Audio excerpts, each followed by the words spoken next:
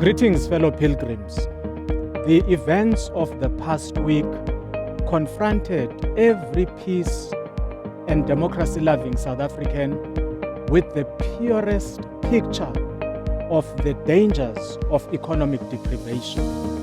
It was intriguing and quite surprising to watch both history and biblical historiography repeat itself before our very eyes.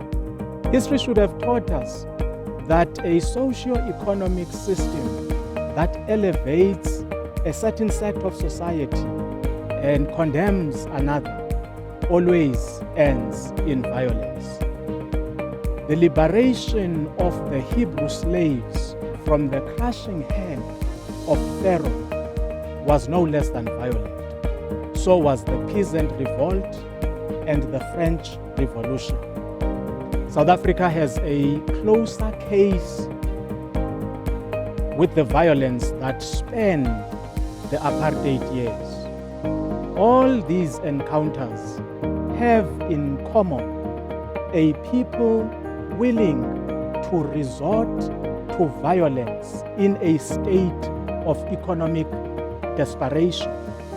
Desperation seems to alter or to widen the scope of the acts which a desperate person resorts to in order to break free from the chains of deprivation. That just this week, one of the looters was interviewed by a journalist about his looting, and he said something worth paying attention to. He said, "I never felt so free doing this looting, taking anything I want."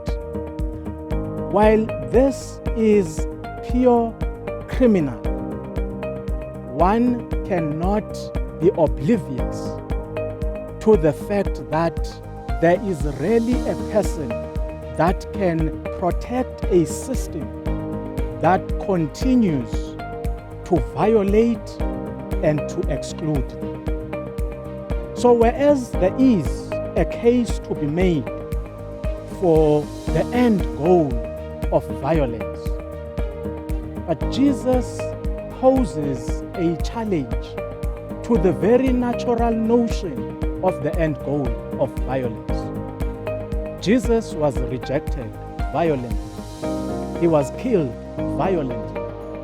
Jesus was disposed of violently. And yet his response to violence and injustice was one of non-violence. And perhaps Jesus has a word for all of us, those who are targeted and those who target others. And the message could simply be that: put your sword back in its sheath, as he said to Peter, while Peter was justified to draw his sword against the enemy. Friends, we can overcome violence with non-violence. We can defeat hate with loving kindness, and all gloom with the hope only found in Jesus Christ. Have a blessed weekend. God bless you.